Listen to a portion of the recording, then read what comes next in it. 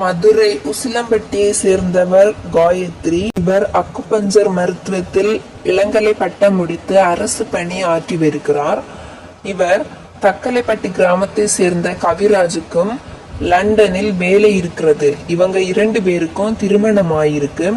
காயத்ரிக்கும் கவிராஜுக்கும் கடந்த அக்டோபரில் சார்பதிவாளர் அலுவலகத்தில் திருமணம் நடந்தது. தொடர்ந்து மார்ச் 20 ஊரார் உறவினர்கள் முன்னிலையில் திருமணம் பிரம்மாண்டமாக நடைபெற்றது. 55 சவர நகையும் 10 லட்சம் வரதட்சணையாக கொடுத்து 2 பேருக்கும் திருமணம் நடந்துள்ளது. திருமணம் முடிந்த 2வது நாளே கவிராஜ் அவங்க சுயரூபத்தை காட்டியுள்ளாங்க. அது என்ன இல்லைன்னா, தன்னுடன் வாழ வேண்டும் என்றால் மேலும் 10 லட்சம் உங்க அம்மா அப்பா கிட்ட இருந்து நீ வாங்கிட்டு வரணும், இல்லை என்றால் லண்டனுக்கு உன்னை அழைத்து செல்ல மாட்டேன் அப்படின்னு சொல்கிறார் கணவர் கவிராஜ்.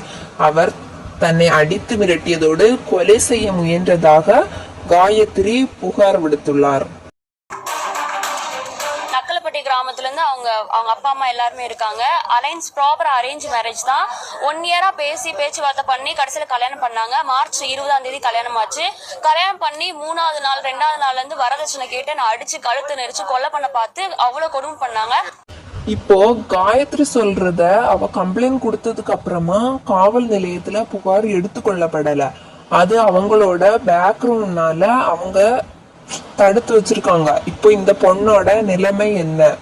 இந்த பொண்ணுக்கு கரெக்டான சொல்யூஷன் கொடுப்பாங்களா நம்ம கவர்மெண்ட்?